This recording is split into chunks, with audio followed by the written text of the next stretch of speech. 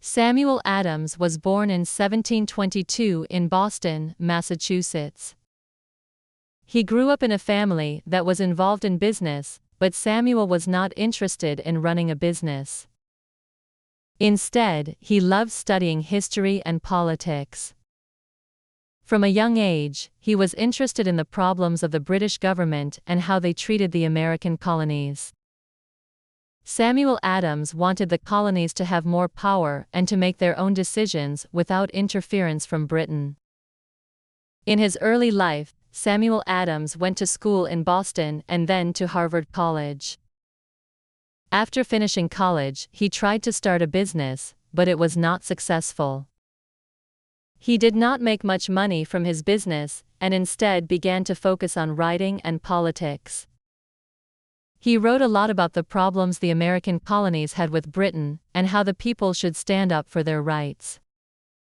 Samuel Adams became known as a leader who fought for the rights of the colonists.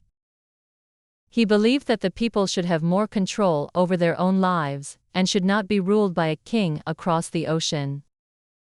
One of the most important things that Samuel Adams did was to speak out against the British government's unfair laws. One of these laws was called the Stamp Act. This law said that the colonists had to pay taxes on paper goods like newspapers, legal documents, and even playing cards. Samuel Adams helped organize protests against this tax. Many people in Boston joined in and refused to buy these goods, showing the British that they did not want to pay the tax. Later, in 1773, Samuel Adams played an important role in another famous event, the Boston Tea Party. The British government passed a law that gave the British East India Company the right to sell tea directly to the American colonies, without paying the taxes that other merchants had to pay. This made the American colonists very angry. They did not want to be controlled by Britain, especially over something as simple as tea. Samuel Adams and his friends in Boston decided to take action. On the night of December 16, 1773, a group of men, led by Adams, dressed as Native Americans and boarded ships in Boston Harbor. They threw 342 chests of tea into the water to protest the British law. This event became known as the Boston Tea Party, and was an important step toward the American Revolution. The British government did not like the Boston Tea Party, and decided to punish the people of Boston. They passed a series of laws called the Coercive Acts, which many people called the Intolerable Acts. These laws closed Boston Harbor, made it difficult for people in Massachusetts to have their own government, and punished the people for their actions. Samuel Adams and many other leaders in the colonies believed that these laws were unfair, and they wanted to stand up against them. Samuel Adams helped to organize the First Continental Congress in 1774. This was a meeting of representatives from the colonies to discuss how they could work together to fight back against the British.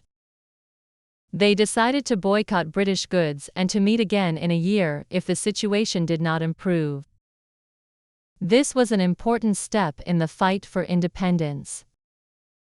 It showed that the colonies were not willing to accept British control and were ready to take action. As time went on, Samuel Adams continued to work for independence.